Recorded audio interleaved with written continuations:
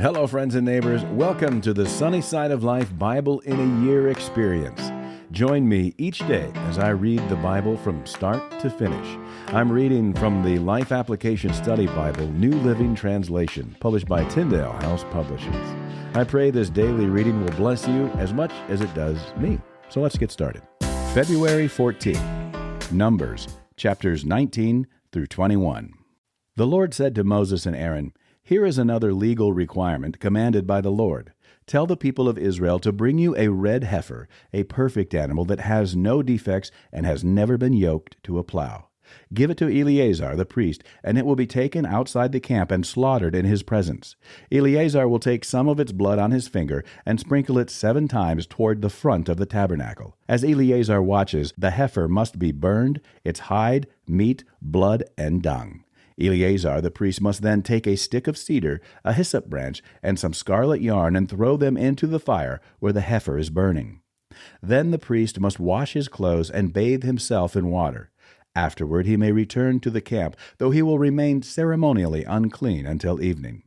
The man who burns the animal must also wash his clothes and bathe himself in water, and he too will remain unclean until evening. Then someone who is ceremonially clean will gather up the ashes of the heifer and deposit them in a purified place outside the camp. They will be kept there for the community of Israel to use in the water for the purification ceremony. This ceremony is performed for the removal of sin. The man who gathers up the ashes of the heifer must also wash his clothes, and he will remain ceremonially unclean until evening. This is a permanent law for the people of Israel and any foreigners who live among them. All those who touch a dead human body will be ceremonially unclean for 7 days. They must purify themselves on the 3rd and 7th days with the water of purification. Then they will be purified. But if they do not do this on the 3rd and 7th days, they will continue to be unclean even after the 7th day. All those who touch a dead body and do not purify themselves in the proper way defile the Lord's tabernacle, and they will be cut off from the community of Israel. Since the water of purification was not sprinkled on them, their defilement continues. This is the ritual law that applies when someone dies inside a tent. All those who enter that tent and those who were inside when the death occurred will be ceremonially unclean for 7 days. Any open container in the tent that was not covered with a lid is also defiled. And if someone in an open field touches the corpse of someone who was killed with a sword or who died a natural death, or if someone touches a human bone or a grave, that person will be defiled for 7 days. To remove the defilement, put some of the ashes from the burnt purification offering in a jar and pour fresh water over them. Then someone who is ceremonially clean must take a hyssop branch and dip it into the water. That person must sprinkle the water on the tent, on all the furnishings in the tent, and on the people who were in the tent, also on the person who touched a human bone or touched someone who was killed or who died naturally or touched a grave. On the 3rd and 7th days, the person who is ceremonially clean must sprinkle the water on those who are defiled. Then on the 7th day, the people being cleansed must wash their clothes and bathe themselves, and that evening they will be cleansed of their defilement. But those who become defiled and do not purify themselves will be cut off from the community, for they have defiled the sanctuary of the Lord. Since the water of purification has not been sprinkled on them, they remain defiled. This is a permanent law for the people.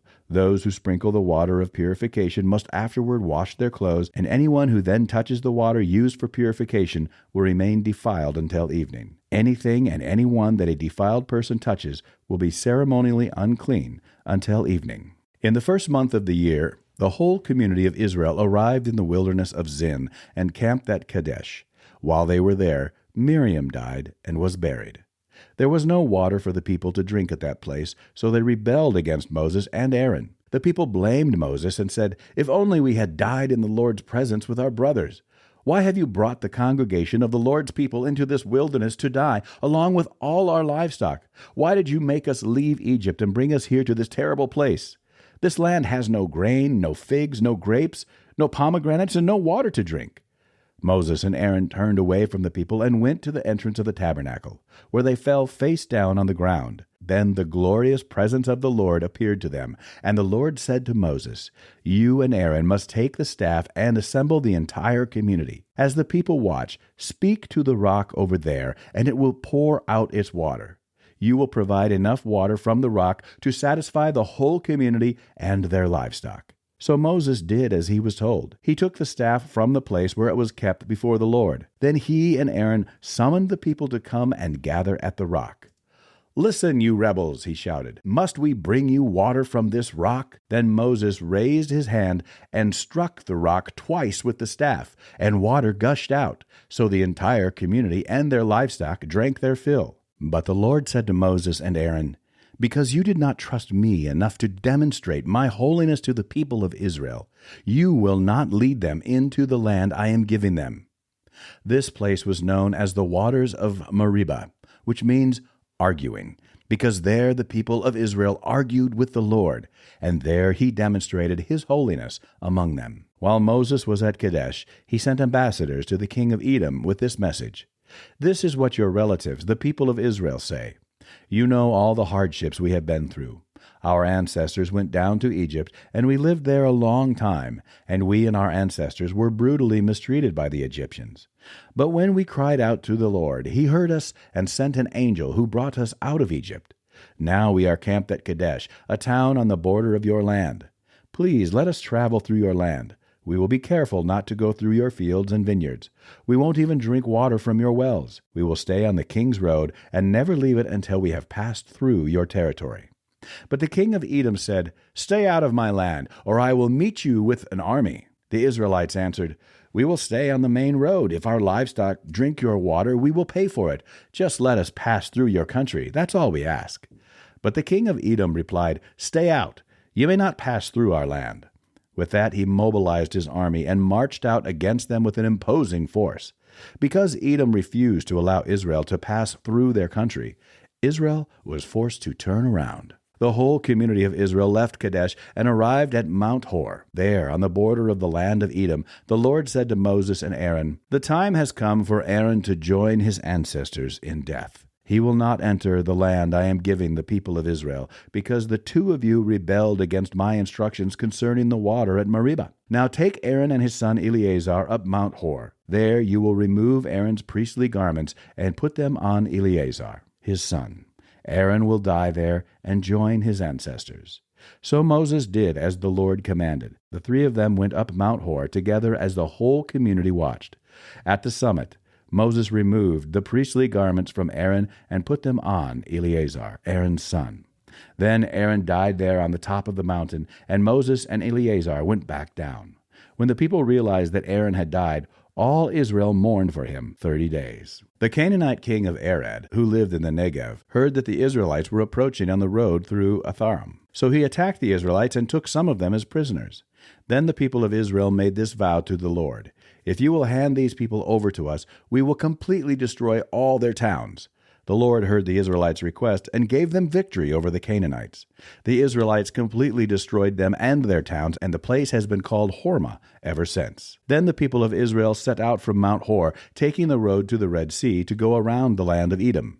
But the people grew impatient with the long journey, and they began to speak against God and Moses. "Why have you brought us out of Egypt to die here in the wilderness?" they complained. "There is nothing to eat here and nothing to drink, and we hate this horrible manna." So the Lord sent poisonous snakes among the people, and many were bitten and died. Then the people came to Moses and cried out, "We have sinned by speaking against the Lord and against you. Pray that the Lord will take away the snakes." So Moses prayed for the people. Then the Lord told him, "Make a replica of a poisonous snake and attach it to a pole. All who are bitten will live if they simply look at it." So Moses made a snake out of bronze and attached it to a pole. Then anyone who was bitten by a snake could look at the bronze snake and be healed. The Israelites traveled next to Oboth and camped there. Then they went on to Aram, in the wilderness on the eastern border of Moab.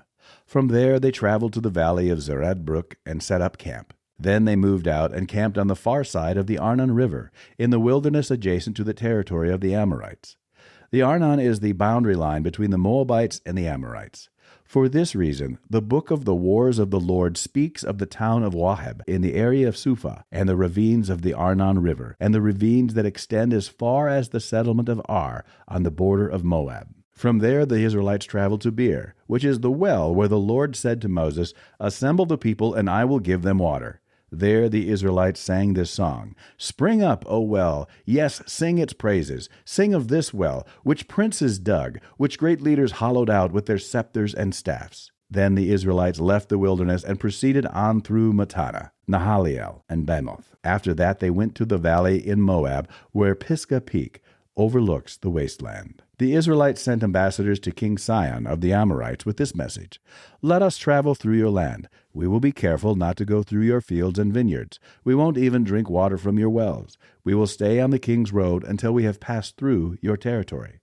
But King Sihon refused to let them cross his territory. Instead, he mobilized his entire army and attacked Israel in the wilderness, engaging them in the battle at Jahaz.